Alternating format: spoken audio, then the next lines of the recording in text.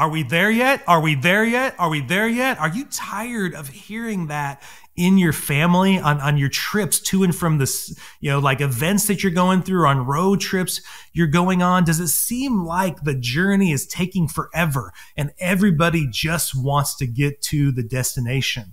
And how could you possibly change that in your family? Is there a way to have a family where we all actually like the journey, or at least embrace it for the good and the bad that it has to offer us? Well, in today's podcast, Sarah and I want to share with you the 3 steps we took to just change that in our family, where those sleepless nights, instead of them being something we resisted and fought against and couldn't wait till they change, how we were able to embrace it. And in embracing it, we found it made us into the mom, dad, the man, woman, the husband, wife, and the parents that we actually wanted to become. And without those stages, without embracing those, we would never be shaped and formed into the human beings we actually wanted to be. So, Are We There Yet is the name of this podcast, and we hope you join us and enjoy the journey in this conversation.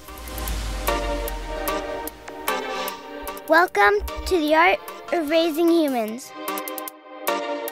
The Art of Raising Humans is a podcast designed to support, equip, and encourage parents on how to create long-lasting, deeply connected relationships with their kids that's free from fear and shame. Come join us on the journey.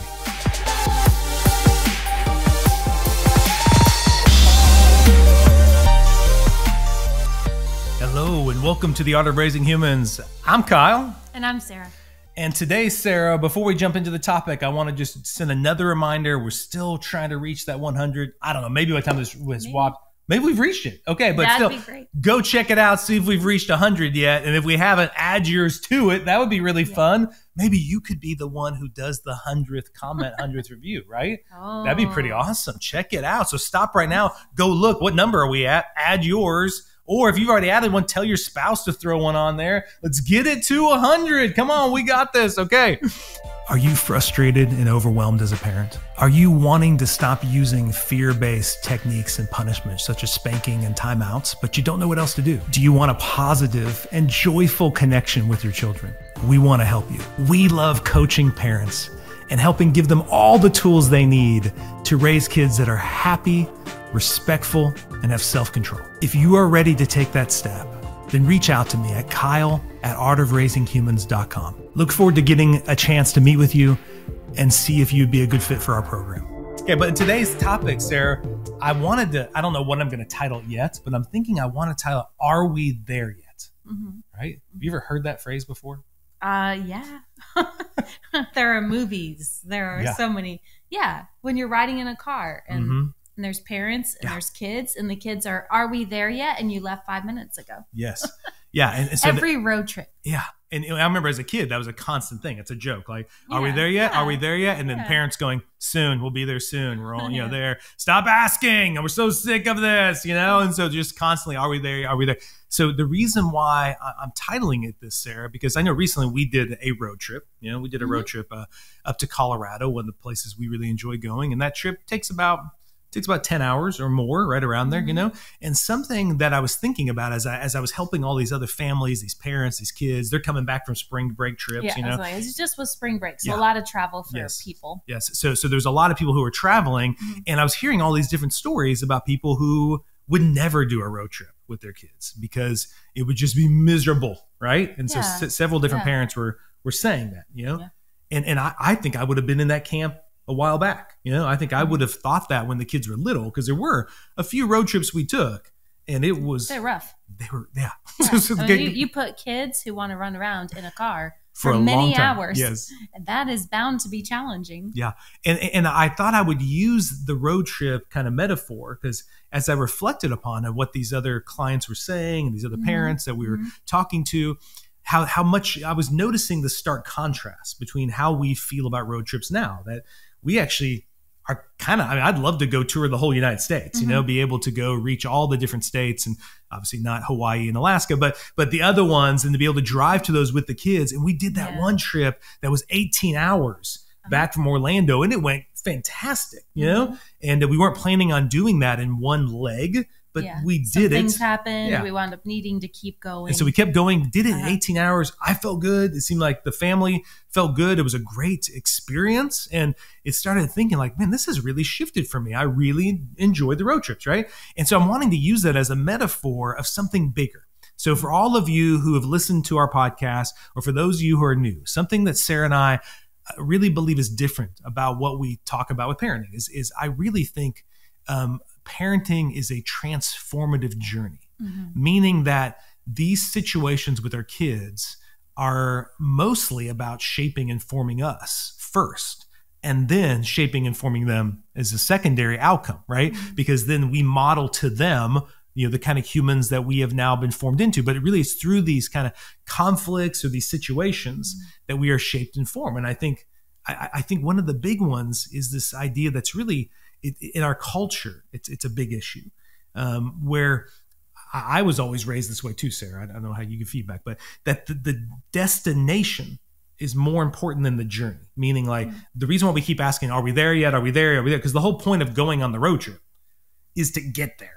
And it's almost like the in-between, the 10 hours it takes to get to Colorado. It's like, oh my gosh, how can we get through this as quick as possible? And it's almost frustrating or stressful, or we just want to check out of it, because the whole goal is the destination. And I think what road tripping with the kids has taught me and has helped me in every area of my life is that the journey is just as important, if maybe not even, I might say even more so than the destination. Sometimes we have those goals in life, or, I want to jump into stages but you think, I got to get through the terrible twos, or the rough teenage years, or what this subject in school, or this, whatever the phase might be, or the thing might be. We as humans often think, I just got to get through this. There is my goal, and I just got to get through it. Instead of noticing and valuing all that the journey is offering. And I think you hear that more, where it's not just the goal, but it is the journey. It's not just the destination. You'll lose a lot. Just focused on the end point. And I think sometimes, when we had kids, I was just thinking of the destination. There was these constant like, okay, we have a kid. Awesome. Okay. Now that kid can sleep. Great. It was just like, there was these they're walking, they're potty trained, they're eating solid foods in school. There's you're kind of like, for me, Sara, I came into it thinking about these mile markers, and I thought parenting was about the destination. It was just get them to that destination alive, safe. It's also like adulthood, right? We have a checklist. Yes, exactly. They need to say please and thank you. Check. They need no more diapers. Awesome, we did it. Yes, like they're now peeing in the toilet and riding a bike. Yes. We kind of have this checklist of successful parenting, which is what we're going for. They're adults. They're doing well. Check. And so I think a big shift for me, and this didn't happen until maybe we had all three of them. I think maybe after maybe Brennan was born, is I started seeing it more. And I'm telling you, these road trips were very pivotal in doing that, was changing from just trying to get to these milestones and instead soaking up and enjoying the journey, and really seeing parenting is not a destination. Parenting is a journey that we are co-creating with each other as husband and wife, but also with our kids. And it's not something to get through. It's like on a road trip. If you just focus on the destination, you might, when you're rounding the corner, in parenting, there's constant corners and turns and cliffs and, all these rivers to forge. But if you just are focused on that, then you miss the beauty and you miss all those, like, wow, look at that mountain. Wow. And because it's going to go by. And you hear people say that, right? You hear like, you better enjoy them while they're little, enjoy. And that's what they're saying, right? They're saying, I know it's hard, but you want to soak this in because it's going to go by, just like a road trip. It's going to go by and you won't be back. And for me, to all the listeners, this is a cheat code. I feel like it's like a cheat code to life. So it's a way to actually win at life. I think you end up losing at life when you think it is about the destination, because you spend like little moments of like, oh, we did it. no more diapers, or like they finally slept through it. And there's moments of joy, just like little fleeting moments. Yeah. But then it's, as a parent, there's just another trip we got to go on, another destination. So you're constantly, seemingly metaphorically, on the road of life, just trying to like, okay, when we get to that city, we can finally enjoy it. Yeah. And then it's like, oh no, a week later, we got to do another road trip, and you're constantly doing. So a cheat code is, for all of you who play video games, is kind of like this code you get where now you're going to be more likely to have success in that game, And I want to give this cheat code to all of our listeners, that if you can instead see parenting as a journey and not a destination, not only did it start to change me in my parenting, Sarah, but it changed me as a human, to where I started seeing everything I was going through, whether it was work, whether it was friends, whether it's getting older, I've blown out my knees and my ACLs. And at times I want to just get to a destination of my knees are better. But then it was like, no, it's a journey. Like there's something there to learn about having these sore knees, or even I'm thinking of seasons. Sarah, I used to like, certain seasons are my favorite. We love the fall, right? And I would get upset that the fall wasn't longer in Oklahoma. And then, now winter's here. And it was like summer. Yeah. Then that one's still a journey I'm trying to embrace. Still trying to accept that journey. I don't like the heat. Yeah, because it can get so hot here, and it's not as fun. It's long. It's hot and it's long. But for every listener, you understand that you've got certain seasons that you just want them to go and disappear. And if you're not careful, they will. And I know you're like, good. But it's like, but no, there's still joy in that season. There's still something to learn and grow from, and memories to be made that you can never make. Like, even though we don't like summer, we have access to a pool here in our neighborhood, and so many great memories at the pool, right? And it's really about choosing how you're going to, the time's going to go by, the journey's going to happen. How do I actually want that to be? If I'm just surviving it, that's going to do different things in my relationships, in my childhood, my kids' memories, and my memories of my parenthood, versus, am I just surviving the journey, or am I embracing and loving and making the most of the journey? So for me, summer in the pool, I am trying to intentionally reframe how I think about the summer. Instead of just, okay, we've got these hot months coming, we just got to get through them, and then we'll get to the beautiful fall. It's really about what I want to soak this in, not just get through it. Yeah. And I just think it's a real problem. There's things to soak in, and it's a real problem in our culture here in America, I think. And if you're raising kids in America right now and you're listening to this, is this constant of, let's just get to the end, let's get to that destination. We don't really cherish the journey or the process.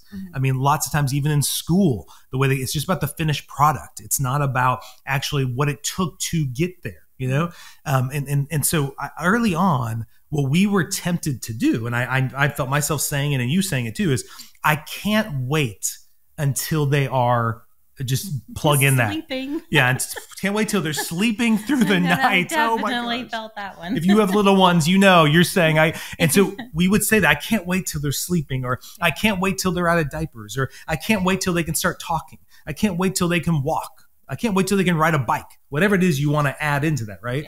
Yeah. We found ourselves saying that a lot, and just we even would talk about with other parents, and other parents would say it, But I in this shift, if you listen to that can be really harmful and really cause, I think, some toxic fruit to start to grow, because then you're constantly wanting to move through whatever stage you were talking about, Sarah. We every stage, is coined lots of times as the most difficult stage. It's like the terrible twos. And then you've got, okay, we've got to get through that stage now. And then we'd be like, oh, twos weren't that bad. These threes, dude, And it was always us wanting to get through that stage because we thought there'd be some relief on the next side. But then once we got there, there'd be its own set of difficulties, right? Yeah.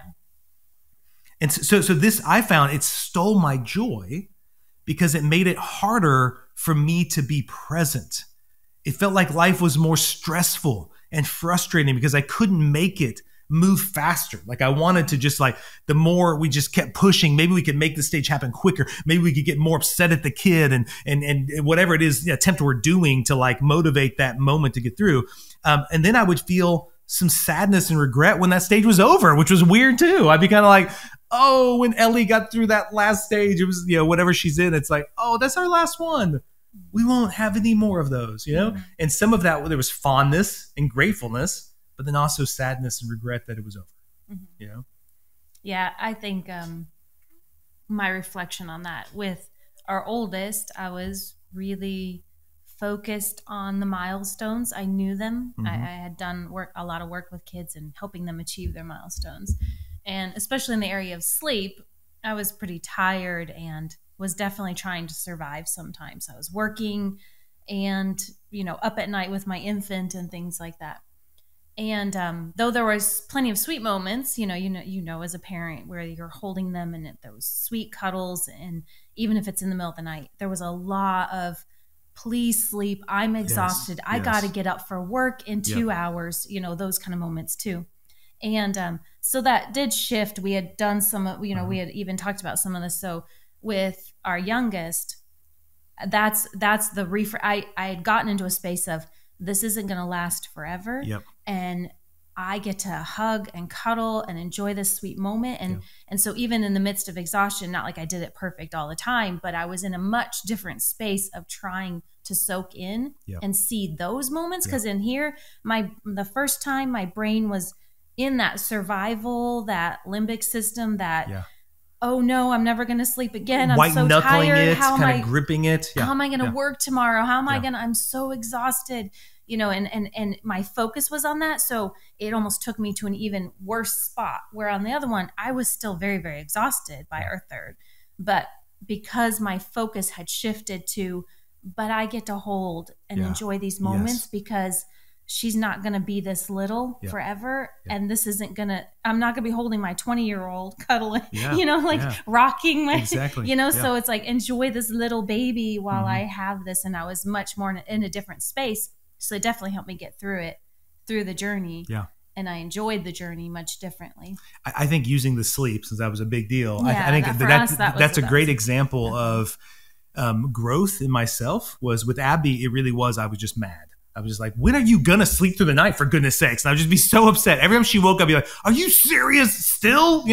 With Brennan, I was a little more chill and was kind of like, okay, just push through it, Kyle. You can do this, and I actually was kind of surprised at how I could do so well with such little sleep. I was kind of like, this is pretty remarkable that I actually really feel okay at work, and I only slept 3 hours. Whereas with Ellie, it was like, okay, don't just push through it. Like you said, embrace it. And there was this moment where because I was more open and receptive, I wasn't resisting the moment. I was accepting it as it was and believing the moment was exactly as it needed to be. And I'm holding Ellie, and I remember being with her, and I was just thinking, I wonder what I could get out of this moment as I'm sitting there. It's late at night. I'm tired. And I felt like something said to me in my heart was, how would she ever know you love her unless these moments happened? And how would you ever know that you love her unless these moments happen? These, Kyle, are how those things get built in you. It's these sleepless nights as you're holding her. This is how your love for her grows and is transformed. And if she just went to bed right as you wanted to every time, you would never have to really face that and actually have that be cultivated in you, that loving somebody is in the darkness of night when you're exhausted. That's how love has grown. And that to me was, I started to enjoy the journey rather than just prize the destination. Instead of us saying, are we there yet? Are we there yet? It's like, we're exactly where we need to be. And let's just be here. Yeah. Look around and see all the things that this moment has. And depends where you want to put your focus. I can put my focus on the negative things of that moment, because every moment's going to have both, right?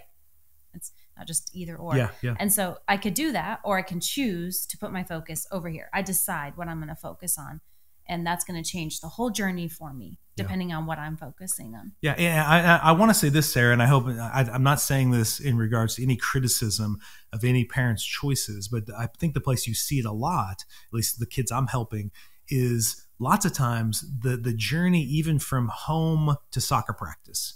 It's just about the destination. Lots of times kids are being given devices to then kind of check out sometimes, right? Where the kid is going to, the kid will just say, hey, I don't want to be bored at all between here to there. And I just think that's a missed opportunity. I think it's an opportunity of connection. It's an opportunity of talking to our kids about their day. It's an opportunity like where you can create like going back to our last episode we did a few weeks ago about changing the dance, you can change this dance. The car ride, even Sarah, sometimes we see now a more common thing is in the grocery store where kids are using devices just to get through the grocery store, right? And I understand why the parent's doing it, but I think it's a misunderstanding. It's starting to teach the kid some habits that I need to avoid the discomfort. Yes. And escape. Yeah. I need to escape the possibility of discomfort. And trust me, I was tempted to do that at times as well at the grocery store. We just wanted to get things done, check it off our list. But then as I started to see that as the grocery store is a great time for connection. And I give a lot of parents tips about how we made that really fun, where they were super helpful, where they were doing missions for me and getting certain items and going down there. And they were learning all types of skills, how to ask for help from somebody to reach something. And there's all these cool things that are happening. So the kids didn't even think that was something they needed to escape from. It was something to embrace. Mm-hmm. So I really believe that even getting groceries, the goal there isn't just to get them and bring them home. There is a moment of connection there. The drive to and from whatever activity you're doing, that is a moment that could be embraced. And it could bring you closer as a family. And it's really fun. Yes. It's really fun. And there are definitely times where that can be a tool. And I think it's important to look at your intention behind it, mm-hmm. you know? And no fault to, hey, sometimes we've all got to just get through a moment because we're having a really hard time. So no judgment on that. But if you're in a space where you can think, you know, I'm going to embrace this moment differently. Yeah. And sometimes we might say, okay, I'm going to use this tool and my intention isn't to just escape. Yeah. I'm using this tool for this reason. Yes. But then there's other times we fall into where we are escaping a moment. Yeah. And then there's other times where we feel like, you know what, I'm going to embrace this journey. Yeah. I'm not going to escape it. Let's do this. And because there's lots of adventure and fun and connection and wonderful nuggets in this, in any moment you're in, let's find them. Let's create that. Let's build those memories. Yeah. And that could look like an opportunity. That could look like you blasting songs in the car as you're all singing as a family. Yeah. It could be all kinds of car trip games to play. Yeah. You know, so many. Would you rather? All sorts of fun ones. So many fun memories. You know, and we're wanting to teach the kids that the journey is just as important as the destination. How we get there matters. Like I'm thinking as a kid, it was a real common thing, Sarah, of parents taking their kids to church and they would show up all buttoned up and dressed nice, but the whole car ride was horrible and they were yelling at it. But that was like in my mind, I was like, but at least they got to church. The destination was important, but like the journey, how you got there is really important, you know?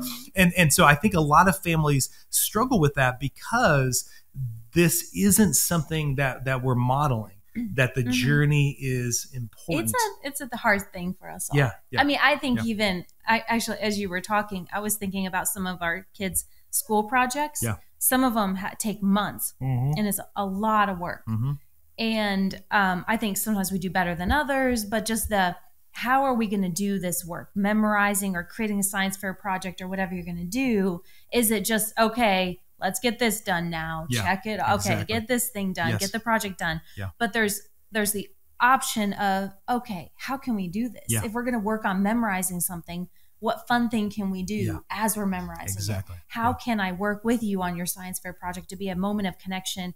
And your kid goes back, I remember when I did my science fair project, it was so fun. We did this, and you know, all of those are opportunities. Yes. And we're not going to take all those opportunities. We're not going to do it all, but just you can have in your head, this is an opportunity. I could do something different with this journey. So if you're interested in doing this with your kids, we got 3 things. I wrote down 3 things. You may have more to add, Sarah, but 3 thoughts in particular that we started doing, ways in which you started approaching the journey. Okay. Number 1, we committed to each other that we would no longer say, I can't wait until. I mean, I remember we had some intentional conversations like, we're not going to say that because we actually can wait. You know, we can wait. We want to. We don't want to rush it. Yes. We don't. I mean, I don't know where you're at in your stage of parenting, but it goes by so fast. It does. We don't want any of it to go any faster. Soak it in. Yeah. And if you listen to people who are saying that, they'll have complaints about every stage. So there'll be a stage of 2s have problems, 3, 4, and then, the teenage years. And like every stage has they all have their own sets of difficulties. But I'm not going to let myself think or say, I can't wait until. So just being disciplined I want to go through this. I want to do it. Number 2, we talk about and prepare for the journey with excitement instead of dread. So I know when we started wanting to change this on road trips, for instance, we started going, how can we make these road trips fun, and not just ways of getting on devices and escaping? How can we? So you were really great, Sarah, about, reading about different games that we could be playing, different, of course, everyone knows about the license plate game and the output game, but there's all these ways that we could play together as a family that the kids they were excited about the road trip because they wanted to do those games. Yeah. And we would get something new, kind of something novel. Yeah. Something, or we would pack snacks they didn't normally have. Yeah. And so it was all about what's next and what they were excited about each stage of the journey and what was unfolding in the games we were going to play and things like that. And the third one was we reflect on the journey with the kids in a fond way. But we don't just talk about the easy times. We talk about the hard times too. I mean, there was a part of the journey on the way back from Colorado one time, our tire messed up and almost fell off. We could have died, right? Yeah, we'd pull over on the side of the road. Yeah, it was scary. Yes. But it was a memory that we could look back and go, do you remember how we handled that though? That was really cool. And we were stuck out in the grasslands of Kansas for a while. If you've ever been to Kansas, there's a while there where it's just grass. But we got to know a guy who ended up towing our car, and he was a nice guy, and the kids got to ask him about his craziest tow truck experiences, and because they weren't like, oh, this, and I typically would have modeled that, like, oh, not another thing. Instead, it was like, hey, we're here. There's a guy here towing our thing. Let's talk to him, right? And so the kids were talking to him, and he was having a great time sharing these stories about weird incidents when he had to tow somebody, and it was, those stories were so fun to talk about on the way home instead of like, well, that just took 2 hours off our day, and that now we're gonna get home even later, and all the money and well, and so those are the three right there. Number one is commit to no longer saying I can't wait until. Number two, talk and prepare for the journey with excitement, and then three, reflect on the journey, on the good times and the hard times, right? Both. And I was also thinking about this, Sarah, because I remember on the way back from our last trip, or on the way to, I think, we were talking with the kids about what they enjoy most about our trips to Colorado. And what really stood out to me is, Abby was talking about friends we were going to see, and Brendan was talking about things we were going to do and friends we were going to see, things I expected them to say. The mountains, we love that. But then Ellie kind of blew me away when she said she likes the car ride. And I was like, why would you depending on where we're going, 10 to 12 hour car ride. Why would you like the car ride? You're 6 or 7 years old at that time, right? Yeah. And she said, because it's the only time when all five of us are together for that long. Yeah. We're all sitting together. I'm really focused on being there. Yeah. We're not checking out and doing other things. And I thought that is a unique time, but that she really looked forward to the drive there and the drive back. And that was her favorite thing about going to Colorado. And I was like, wow, that really felt like a good, like, we've succeeded. Like, she enjoys the journey, right? But inevitably, it kind of bringing it back, there's some basic ending ideas to summarize is, for us, we want our kids to know that how you get somewhere is just as important as getting there. We hear stories all the times of kids that are driving to church and soccer games, and they're just wanting to check out. And too often in our culture, we're trying to avoid the journey at any cost.